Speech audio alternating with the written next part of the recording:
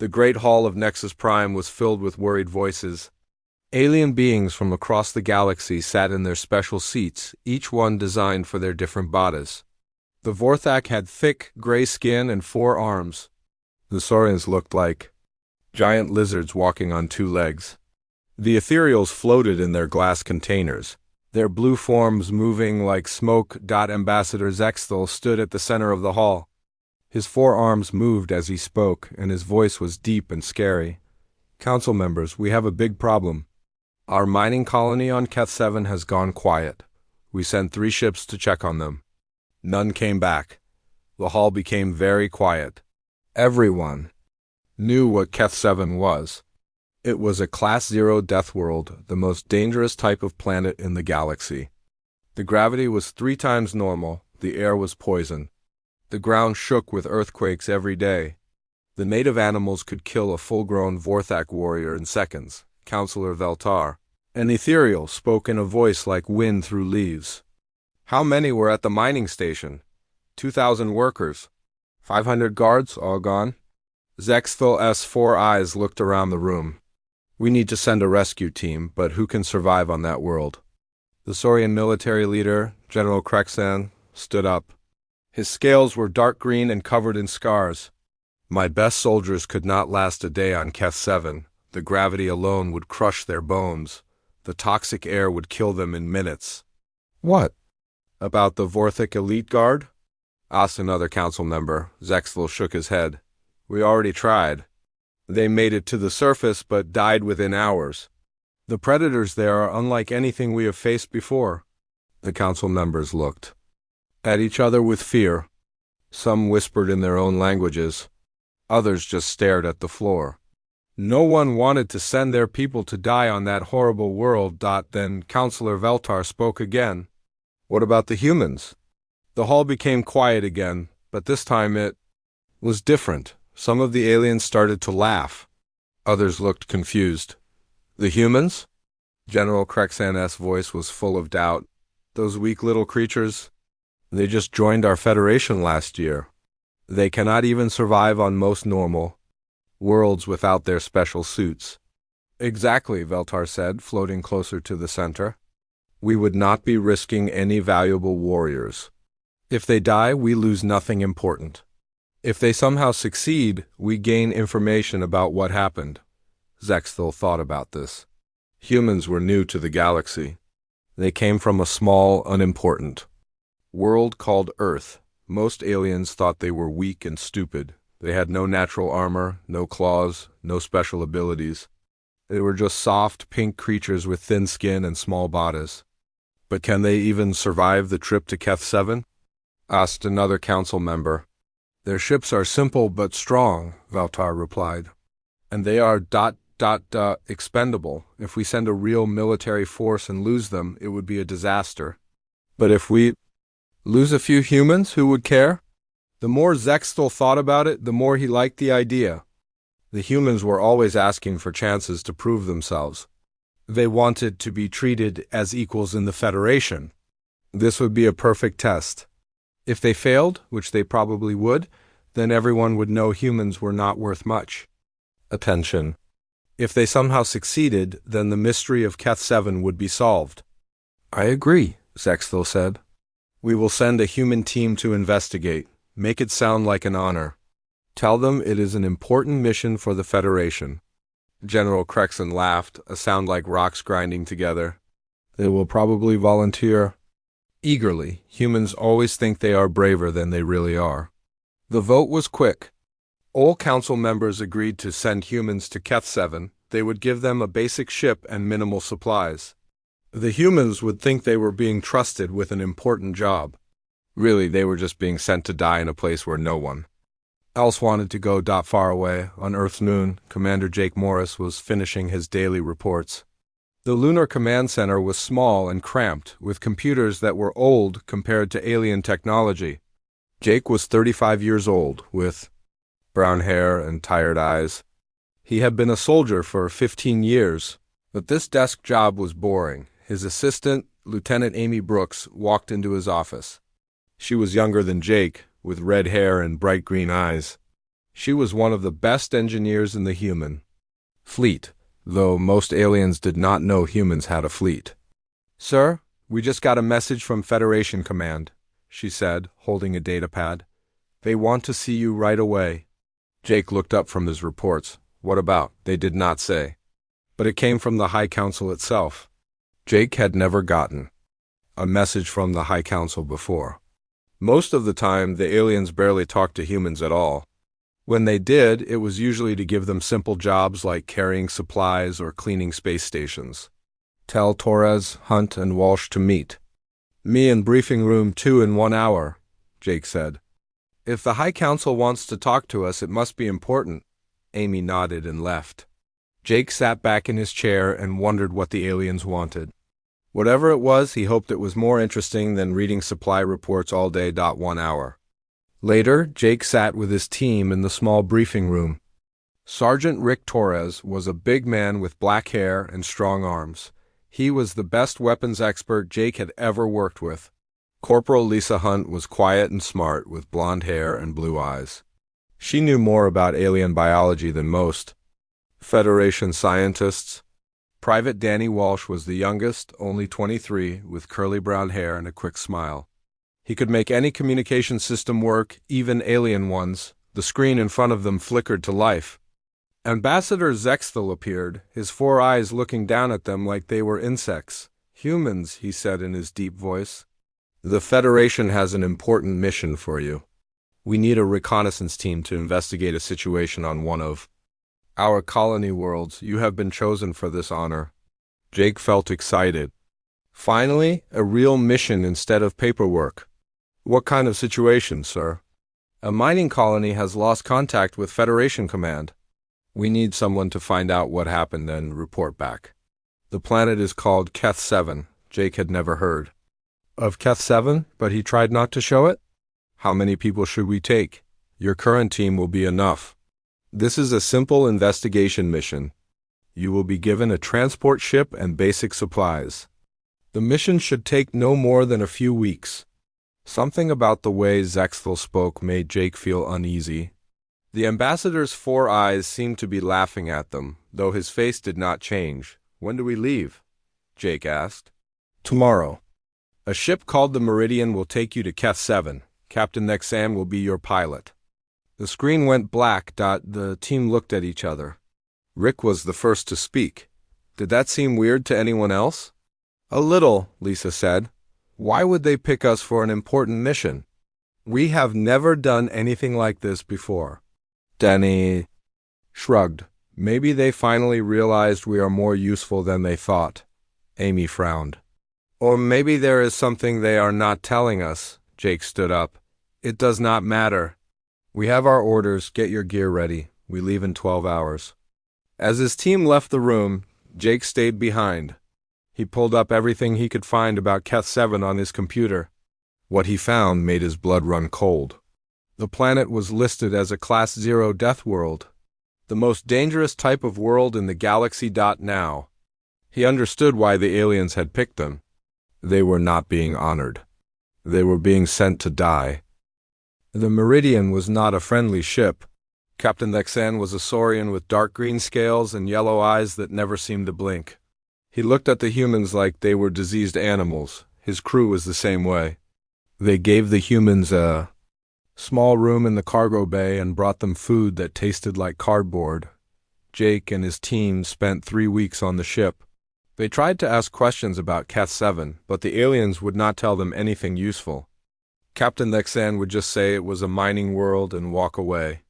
The crew acted like the humans were already dead. Amy spent her time checking their equipment.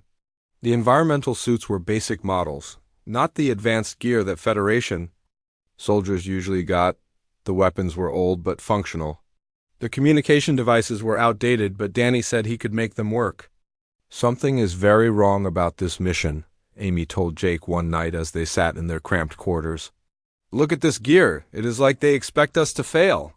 Rick was cleaning his rifle for the 10th time. "Maybe they just do not have better equipment for us. Or maybe they do not want to waste good equipment on us," Lisa said quietly. She had been reading everything she could find about dangerous worlds. I looked up Class 0 worlds in the database. Most species cannot survive on them at all. Danny looked up from his communication equipment. So why are we going there? Jake had been thinking about the same question for weeks. Because they think we are expendable. They want to know what happened on Keth 7, but they do not want to risk anyone important. The team was quiet for a moment. Then Rick laughed. Well, joke is on them. We are tougher than they think. 3 weeks later, the Meridian dropped out of hyperspace at the edge of the Keth 7 system. Jake and his team were called to the bridge to see their destination. What they saw made their hearts sink. Keth 7 was a nightmare world. Even from space, they could see massive storm systems covering half the planet. The dark side glowed red with volcanic activity. Lightning flashed constantly in the thick atmosphere. The planet looked angry, like it was trying to kill anything that came near it. Beautiful, is it not? Captain Nexan said with a mean smile. The gravity is 3 times your Earth normal. The atmosphere will burn your lungs if you breathe it. The storms can tear apart starships. The perfect place for humans. Jake ignored the insult. Where do we land? We do not land, Nexan replied. I am not risking my ship on that world. You will take a drop pod to the surface. Amy looked shocked. A drop pod? Through those storms? The pod is designed for rough landings. You will be fine. Nexan's voice made it clear he did not care if they were fine or not. The drop pod was a small metal box with basic life support and heat shields. It could carry 5 people and their equipment, but just barely. Jake looked at the pod and realized this was probably a one-way trip. The pod had no way to get back to orbit. What about extraction? Jake asked. We will wait in orbit for your signal. When you have completed your mission, we will come get you. Nexan's eyes were cold. If you complete your mission. The team loaded their gear into the pod. Jake strapped himself into the pilot seat, though there was not much piloting to do. The pod would fall through the atmosphere and hopefully land in one piece. Everyone ready? Jake asked. His team nodded. They had been soldiers long enough to know when they were being sent into danger. But they were also human, and humans did not give up easily. The pod launched from the Meridian with a loud bang. Almost immediately, they were caught in Keth 7's gravity well. The pod shook and rattled as it fell toward the planet. Jake could hear the heat shield screaming as they hit the thick atmosphere. Hull temperature rising, Amy called out, watching the instruments. We are coming in too fast. The pod spun wildly as hurricane-force winds grabbed it. Lightning struck them twice, making all the lights flicker. Through the small window, Jake could see the ground rushing up to meet them. It looked like a wasteland of broken rock and twisted metal. Hold on, Jake shouted. The pod hit the ground hard. Jake felt like a giant hand was squeezing his chest. The pod bounced twice, then rolled down a hill before finally stopping. For a moment, nobody moved. Then Danny groaned. Is everyone alive? Jake asked. I think so, Rick said. That was fun. Let us never do it again. Amy was checking her instruments. The pod is damaged, but the life support still works. We can use it as a shelter if we need to. Jake opened the pod's door and immediately felt the difference. The gravity was crushing. Every step took 3 times as much effort as it should. The air was so thick he could barely see 50 feet in any direction. Environmental suits on, Jake ordered. The air will kill us in minutes. They put on their suits and stepped outside. The landscape was like something from a nightmare. Broken metal and twisted machinery stretched in every direction. The remains of buildings stuck out of the ground like broken teeth. In the distance, they could see the dark shape of mountains against the storm-filled sky. This used to be the mining colony, Lisa said, looking at her scanner. But something destroyed it completely. Rick was checking his weapons. What could do this much damage? Before anyone could answer, they heard a sound like metal scraping against rock. It came from somewhere in the wreckage ahead of them. Then they heard it again, closer this time. We are not alone, Amy whispered. Jake raised his rifle. Stay together. Watch each other's backs. They moved forward through the wreckage, their heavy footsteps crunching on broken glass and twisted metal. The gravity made everything harder, but they kept going. Humans were good at adapting to bad situations. The scraping sound came again, this time from their left. Jake turned and saw something moving in the shadows between two broken buildings. It was big, much bigger than a human. It had too many legs and eyes that glowed in the darkness. "Contact," Jake said quietly into his radio. "Unknown creature, about 100 feet away." The creature stepped into the light and Jake felt his blood turn cold. It looked like a spider, but it was the size of a car. Its body was made of some kind of crystal that reflected light like a diamond. Its 8 legs ended in sharp points that could cut through steel. Its eyes were like burning coals. "What is that thing?" Danny asked, his voice shaking. "Trouble," Rick said, raising his heavy weapon. The crystal spider looked at them for a moment, as if it was deciding whether they were food or just something to kill. Then it made a sound like breaking glass and charged straight at them. Jake fired first. His rifle shot hit the creature's crystal body, but bounced off harmlessly. Rick's heavy weapon did better, cracking one of the creature's legs. But the spider kept coming. "Run?" Jake shouted, but there was nowhere to run. The gravity was too strong, and the creature was too fast. Jake realized that this was what the aliens had expected. They had sent humans to die on this world, and now it was happening, but Jake had forgotten something important. Humans do not give up easily, and when they are cornered, they fight back harder than anyone expects. "Amy, explosives," Jake called out. "Rick, keep it busy." Amy pulled out a small charge and threw it at the creature. The explosion knocked the spider backward, but it was not hurt badly.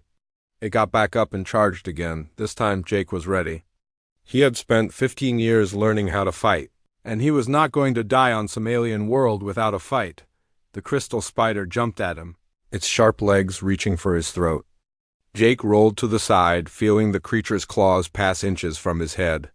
He came up firing, his shots hitting the creature's joints where the crystal was thinner. The spider screamed, a sound like 1,000 windows breaking. Green fluid leaked from its wounds. But it was still alive, and it was still angry. "These things killed 2,000 Vorthak warriors," Lisa said, breathing hard. "How are we supposed to fight them?" Jake looked around at his team. They were scared, but they were not running. They were human. And humans had something that other species did not understand. They were too stubborn to know when they were supposed to give up. The crystal spider was not alone. Jake could hear more of them moving through the wreckage, their metal-like legs scraping against broken concrete and twisted steel. The sounds were getting closer from all directions. "We need to move," Jake said, reloading his rifle. "There are more of them coming." Amy looked at her scanner. "I am picking up dozens of life signs." "They are surrounding us?" Rick fired another burst at the wounded spider, finally bringing it down. Green fluid pooled around its crystal body. "These things are tough, but they can be killed." "Not if there are 50 of them," Danny said, his voice tight with fear. Jake looked around at the destroyed mining colony. The buildings were smashed, the equipment was scattered, and there were dark stains on the ground that looked like dried blood. Whatever had happened here, it had been fast and brutal. "Lisa, what? Can you tell me about these creatures?" Jake asked. Lisa was studying the dead spider with her scanner. "The crystal shell is harder than steel, but it has weak points at the joints. The green fluid is probably blood. They are definitely alive, not machines." "How did they get here?" Amy asked. "I think they were already here," Lisa said, "and the mining operation must have disturbed them somehow." More scraping sounds came from the darkness. Jake could see glowing eyes moving between the broken buildings. The creatures were smart enough to stay hidden while they surrounded the humans. "We need to find shelter," Jake decided. "Somewhere defensible." They moved through the wreckage, staying close together. The heavy gravity made every step an effort, but they kept going. Behind them, the crystal spiders followed, always staying just out of sight. Jake found what he was looking for near the center of the colony. It was a large building that had been partially destroyed, but still had solid walls. More importantly, it had only one entrance that they could defend. In there, Jake said, pointing to the building. They ran for the entrance, their heavy boots pounding on the broken ground. Just as they reached the door, the crystal spiders attacked.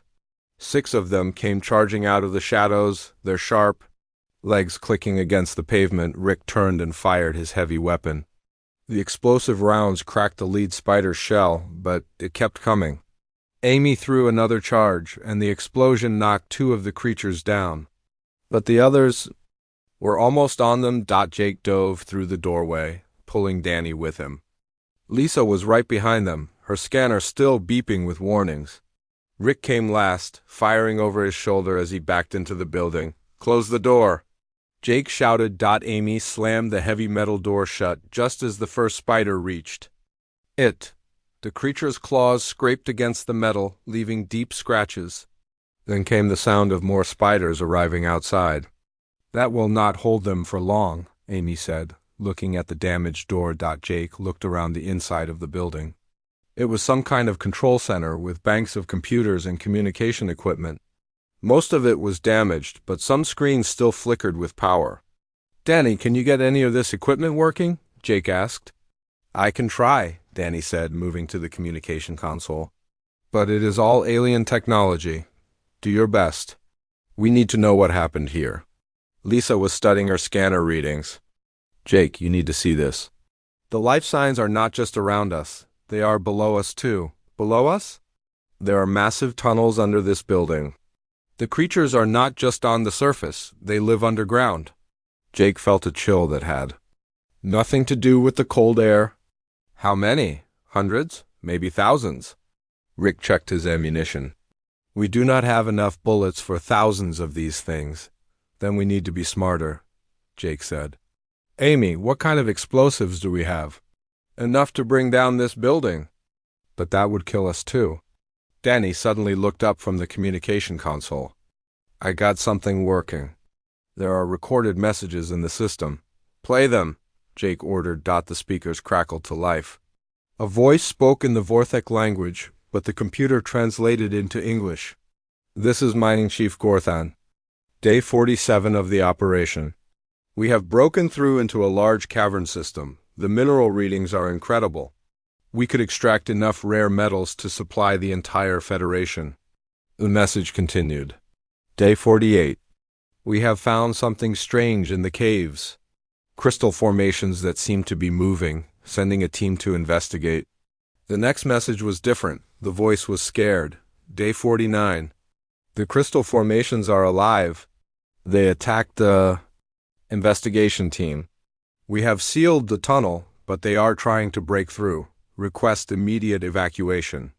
The final message was just screaming and the sound of breaking glass. The mining operation broke into their nest, Lisa said quietly. They were just defending their home. Jake nodded. And now we are trapped in the middle of it. A loud crash came from above them.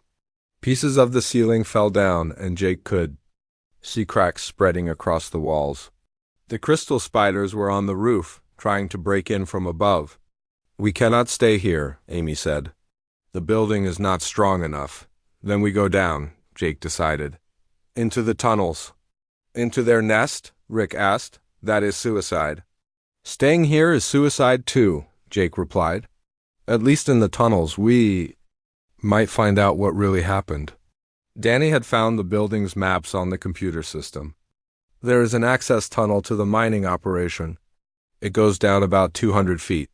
200 feet underground in heavy gravity with killer spiders," Rick said. "This keeps getting better." Another crash from above. This time, a crystal spider's leg broke through the ceiling. The creature's glowing eyes looked down at them. "Move!" Jake shouted. They ran for the access tunnel. The entrance was a metal door marked with Vorthek warning signs. Amy used a small charge to blow the lock, and they rushed down a narrow stairway. The tunnel was dark and cold. Their helmet lights cut through the darkness, showing rough stone walls and mining equipment left behind by the Vorthek workers. The air was thick and hard to breathe, even through their environmental suits. "Stay close," Jake said. "Watch for movement." They went deeper into the tunnel. The gravity seemed to get heavier with each step. Jake could hear his team breathing hard in their suits. The equipment they carried felt like it weighed 1,000 pounds. After what seemed like hours, they reached a large chamber. Jake's light revealed something incredible. The walls were covered with crystal formations that pulsed with soft light. It was beautiful and terrifying at the same time. "This is where they broke through," Lisa said, pointing to a section of the wall that had been blasted open by mining equipment. "And this is where the spiders came from," Jake added. Looking at the tunnel that led deeper into the earth, Amy was checking her scanner. "The air is different here, less toxic. The crystals might be filtering it somehow. Or they might be making it worse," Rick said. "Let us not take our helmets off." Denny was looking at the crystal formations. "These are not just rocks. They are too organized, too perfect. It is like they were grown, not formed naturally." "Grown by what?" Jake asked. His question was answered by a sound from deep in the tunnel. It was like singing, but not made by any human voice. The crystal formations on the walls began to glow brighter, pulsing in rhythm with the sound. "Something big is coming," Lisa whispered. Jake raised his rifle. "Everyone ready?" The singing got louder, the walls began to shake, and then Jake saw it. At the far end of the tunnel, something huge was moving toward them. It was like the crystal spiders, but much bigger. So big that it filled the entire tunnel. "That is not a spider," Amy said, her voice full of fear. "No," Jake agreed, "that is their queen." The creature was the size of a building. Its crystal body reflected their lights like a prism, sending rainbows dancing across the walls. It had dozens of legs, each one as thick as a tree trunk. Its eyes were like burning stars, and when it looked at them, Jake felt something trying to push into his mind. "It is telepathic," Lisa said. "I can feel it trying to read my thoughts." Jake felt it too.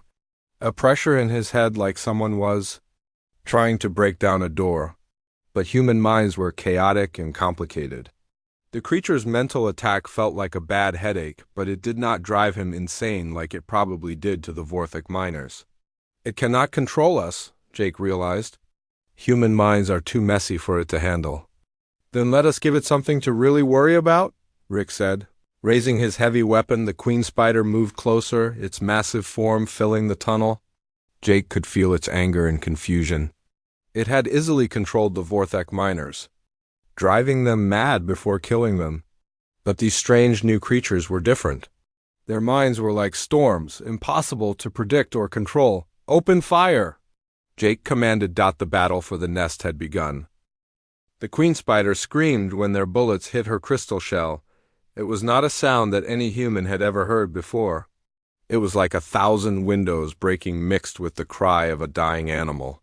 The sound echoed through the tunnels and made the walls shake. Rick's heavy weapon cracked several of the creature's smaller legs, but she was too big to kill easily. Green fluid leaked from her wounds, but she kept coming toward them. Her massive body filled the tunnel, and there was nowhere for the humans to run. "Fall back!" Jake shouted. "Move to the chamber!" They ran backwards, still firing at the queen spider. Amy threw her last explosive charge, and the blast knocked several crystal formations loose from the ceiling. The rocks fell on the creatures. Back, but she pushed through them like they were nothing. Jake's team reached the large chamber where the miners had first broken through. The space was bigger here, giving them room to move. But it also meant the queen spider had more room to attack. "Spread out," Jake ordered. "Do not give her one target." The queen spider burst into the chamber, her burning eyes looking at each of them. Jake felt the pressure in his head get stronger. The creature was angry that she could not control their minds. She had never met anything like humans before. Lisa was studying her scanner while dodging the creature's attacks. "Jake, I am reading more life signs. Lots of them. They are coming up from the deeper tunnels." "More spiders?" Danny asked, his voice tight with fear. "Yes, the queen called for help." Jake looked around the chamber. They were about to be surrounded by hundreds of crystal spiders in an underground cave system. Any other species would have given up, but humans were different. They got more stubborn when things got worse. Amy, can you seal the tunnel we came from? Jake asked. With what? I used all my charges. Use the mining equipment. The Vorthak left plenty of explosives behind. Amy ran to a pile of mining gear while the others kept the queen spider busy. The creature was learning to avoid their weapons. She moved faster now, using her smaller legs to deflect their bullets while her larger ones tried to grab them. Rick rolled behind a crystal formation as one of the queen's legs smashed the spot where he had been standing. She is getting smarter. So, are we? Jake replied, firing at the creature's joints where the crystal was thinner. Amy found what she was looking for. Vorthak mining charges were more powerful than anything the humans had brought. She set them near the tunnel entrance and ran back to the group. Fire in the hole! She shouted. The explosion was massive. It brought down half the ceiling and completely sealed the tunnel behind them. But it also made the queen spider even angrier. She charged at Amy, her massive form moving faster than anything that big should be able to move. Jake threw himself between Amy and the creature, one of the queens. Legs hit him in the chest and sent him flying across the chamber. He hit the wall hard and felt something break in his ribs. Jake! Lisa ran to help him. I am fine, Jake said, though he was not fine at all. Keep fighting! The queen spider was now focused on Jake. She seemed to understand that he was the leader of the group. If she could kill him, the others might give up. But she did not understand humans very well. Danny had been working with the Vorthak communication equipment. I got the mining system working, he called out. I can control some of the machinery. Do it! Jake shouted. Danny activated the mining lasers that were still mounted on the walls. The powerful beams cut through the queen spider's crystal shell, making her scream again. She turned toward Danny, but Rick was ready. Over here, ugly! Rick fired his weapon at the creature's head. The queen spider spun around, confused. She was used to fighting creatures that ran away or went crazy when she attacked their minds. But these humans kept fighting no matter what she did. They worked together, covering each other, adapting to her attacks. Lisa had found something interesting on her scanner. The crystals on the walls are connected to her somehow. They are like a network. If we can damage enough of them, we might weaken her. Do it, Jake said, getting back to his feet. Lisa and Amy started shooting at the crystal formations on the walls. Each one they destroyed made the queen spider shake and cry out. The creature was not just in this chamber. She was connected to the entire cave system through the crystals. The queen spider realized what they were doing. She used her telepathic power to call for help. The sound of hundreds of smaller spiders echoed through the remaining tunnels. They were coming fast. We have company, Rick said, hearing the approaching creatures. Jake looked around the chamber. They were trapped underground with a giant monster and hundreds of her children coming to help her. Their ammunition was running low, and they had no way to escape, but Jake had an idea. It was crazy, but humans were good at crazy ideas. Denny, can you use the mining equipment to bring down more of the ceiling? Jake asked. Maybe, but it would bring down the whole chamber. We would be buried alive. Not if we time it right. Amy, is there another way out of here? Amy checked the mining maps on her scanner. There is a maintenance tunnel on the far side of the chamber. It leads to the surface. Then that is our exit. Everyone listen carefully.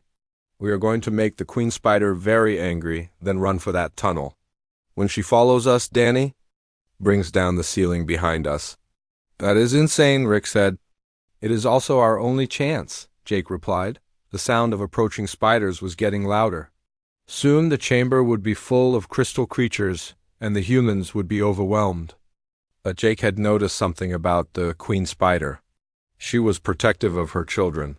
If the humans threatened them, she would follow. Lisa, Amy, get to that tunnel. Danny, get ready with the mining charges. Rick, you are with me. What are you going to do? Amy asked. Jake smiled, and it was not a nice smile. We are going to make her chase us. Jake and Rick ran toward the tunnel where the smaller spiders were approaching. The queen spider saw them moving toward her children and roared with rage. She charged after them, her massive body shaking the entire chamber. Now! Jake shouted. Lisa and Amy ran for the maintenance tunnel. Danny waited until the queen spider was directly under the weakest part of the ceiling, then activated every mining charge and laser at once. The explosion was enormous. The ceiling came down in a crash that could be heard for miles. Tons of rock fell on the queen spider, pinning her massive body to the ground. She was not dead, but she was trapped. Jake and Rick ran for the tunnel as fast as they could in the heavy gravity. Behind them, hundreds of smaller spiders poured into the chamber, but they were confused without their queen to guide them. The humans reached the maintenance tunnel just as the last of the ceiling came down. They climbed up through the narrow passage, their lungs burning and their muscles aching from the effort. When they finally reached the surface, they collapsed on the ground outside the mining facility. The sun was setting, painting the sky red through the thick atmosphere. In the distance, they could see the wreckage of the colony and their crashed drop pod. "Is everyone alive?" Jake asked. "Barely," Amy replied. "Did we kill her?" Rick asked. Lisa checked her scanner. "She is alive, but trapped. The smaller spiders are trying to dig her out, but it will take them a long time." Danny was already working on his communication equipment. "I can send a signal to the ship. Tell them we completed the mission." "What mission?" Amy asked. "We were supposed to investigate what happened to the miners. Now we know." Jake looked back at the mining facility. Smoke was rising from the collapsed tunnel. The queen spider was trapped, but she was not dead. And there were still hundreds of smaller spiders in the cave system. "The mission is not over," Jake said. "We need to find a way to make peace with these creatures. They were just defending their home." "Peace?" Rick laughed. "They tried to kill us after we invaded their territory," Lisa pointed out. "The miners broke into their nest. What would you do if aliens started digging holes in your house?" Jake nodded. "She is right. These creatures are not evil. They are just trying to protect their world. So what do we do now?" Danny asked. Jake looked up at the stars that were starting to appear in the alien sky. "Somewhere up there, Captain Nexan was waiting for them to die." The aliens thought humans were weak and disposable, but Jake had learned something important in the caves. Humans were not like other species. They did not just survive. They adapted. They found ways to turn enemies into allies and problems into opportunities. "We are going to do something that no other species has ever done," Jake said. "We are going to make friends with the monsters." Jake sat on a piece of broken concrete and watched the smaller crystal spiders moving around the collapsed mining facility. They were not attacking anymore. Instead, they seemed to be trying to dig their queen out of the rocks. Some of them stopped and looked at the humans, but they did not come closer. "They are afraid of us," Lisa said, studying the creatures through her scanner. "We hurt their queen, so they are being careful." "Good," Rick said, checking his rifle. "Maybe they will leave us alone now." But Jake was thinking about something else. The queen spider had been trying to get into their minds during the fight.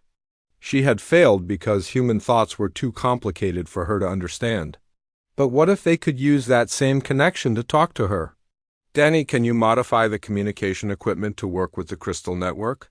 Jake asked. Danny looked confused. "You want to talk to the spiders?" "I want to try."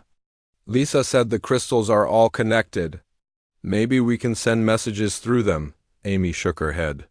"Jake, those things tried to kill us. Why would you want to talk to them?" "Because they are not evil," Jake explained. "They are just protecting their home. The miners broke into their nest and started taking their crystals. What would you do if aliens invaded Earth and started stealing pieces of your house?" Rick frowned. "I would fight back." "Exactly. That is what they did, but maybe we can find a better way." Lisa was already looking at her scanner readings. "The crystal formations do carry some kind of signal. It might be possible to tap into their network." "Do it," Jake said. Danny and Lisa worked together to modify their communication equipment. It took several hours, but finally they had a device that could send simple signals through the crystal network. The hard part would be figuring out how to make the creatures understand. "The queen spider tried to read our minds," Jake said.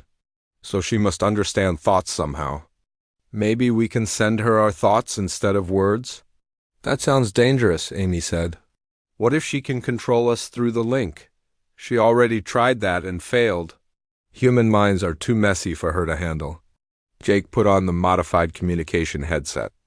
Immediately, he felt a strange sensation, like someone was whispering in a language he did not understand. The crystal network was active, carrying messages between the creatures underground. I can feel them, Jake said. They are talking to each other, but I cannot understand what they are saying. Try sending a simple message, Lisa suggested. Something peaceful. Jake concentrated on the idea of peace. He thought about not fighting, about working together, about finding a way for both species to live on the same world. He pushed these thoughts into the crystal network. The response was immediate. The queen spider's mind touched his, and Jake felt her confusion and anger. She did not understand why these strange creatures wanted to talk instead of fight. In her experience, other species either ran away or tried to destroy her people, but Jake kept sending peaceful thoughts.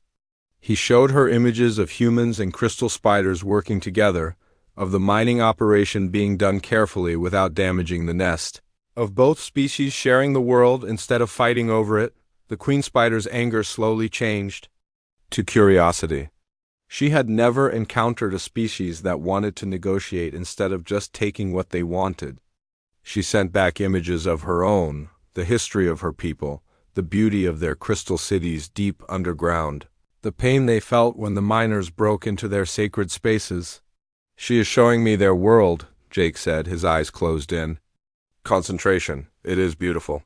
They have built entire cities out of living crystal. The mining operation destroyed part of their home. Can you tell her we are sorry? Lisa asked. Jake sent feelings of regret and sadness for what the miners had done. He showed the queen spider that humans were different from the Vorthak, that they wanted to understand and find a peaceful solution. The queen spider considered this. She was old and wise, and she had seen many species come to her world. Most of them just wanted to take the crystals and leave. But these humans were different. They had fought bravely when attacked, but now they wanted to talk instead of continuing the fight. Slowly, carefully, the queen spider began to trust them. Over the next few days, Jake and his team worked to establish real communication with the crystal spiders. They learned that the creatures called themselves the Kethra, and they had lived on this world for millions of years. The crystals were not just their homes, they were part of their bodies, grown over centuries of careful cultivation. The Kethra had attacked the mining operation because the miners were taking their crystals without permission. To them, it was like someone stealing pieces of their children. They had tried to communicate with the Vorthak, but the aliens had just seen them as dangerous animals. They are not animals, Jake told his team. They are as smart as we are, maybe. Smarter, they just think differently. The queen spider, whose name was something like Song of Deep Crystals, was curious about the humans. She had never met creatures who could resist her mental powers and still want to be friends. She agreed to let the humans stay on the surface while they worked out a plan for peaceful coexistence. Meanwhile, Captain Lashan was getting worried. The human team had been on the planet for a week, and they were still sending regular reports. This was not supposed to happen. Humans were supposed to die quickly on Class 0 worlds.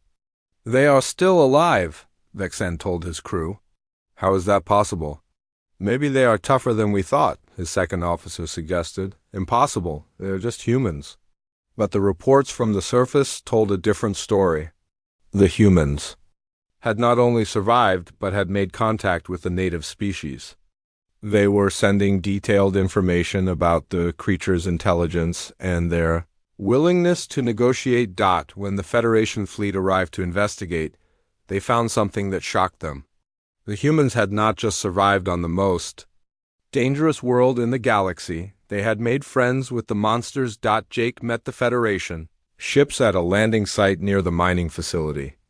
Behind him stood 3 of the smaller crystal spiders, no longer aggressive but serving as ambassadors for their people.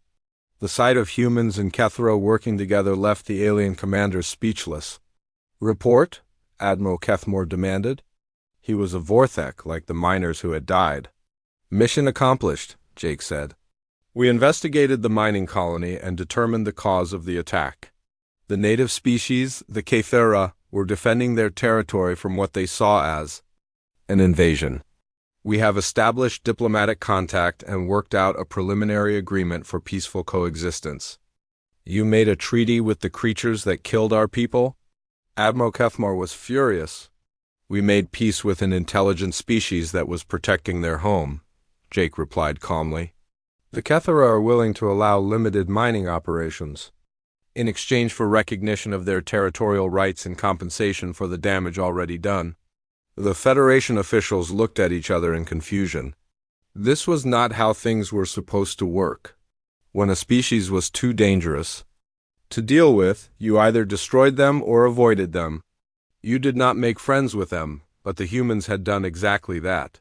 They had taken the most dangerous situation in the galaxy and turned it into an opportunity for peace and cooperation. Ambassador Zexthal, who had originally suggested sending the humans to die, now found himself facing a species that had accomplished the impossible. The humans had not only survived a Class 0 world but had made it safe for others. How? Zexthal asked. Jake smiled. We listened. We tried to understand instead of just fighting. We looked for a solution that would work for everyone.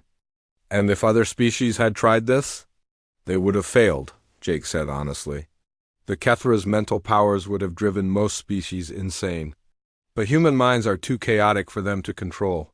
That gave us the chance to communicate. The Federation Council was forced to acknowledge that they had seriously underestimated humanity.